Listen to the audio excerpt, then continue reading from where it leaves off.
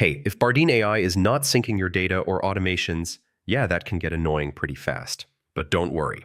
In this quick guide, I'll show you exactly how to fix it and get everything syncing again.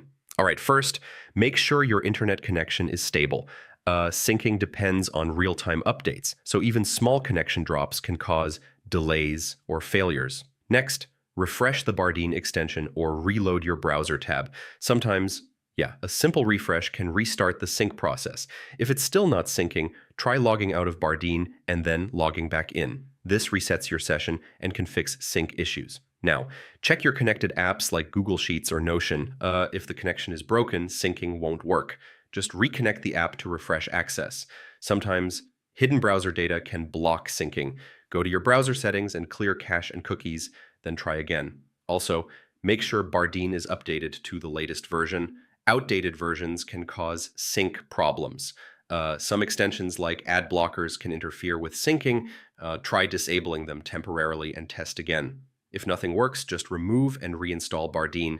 This usually fixes deeper sync issues, yeah, that's it. One of these steps should fix the syncing issue and get Bardeen working smoothly again. Thanks for watching, and I'll see you in the next one.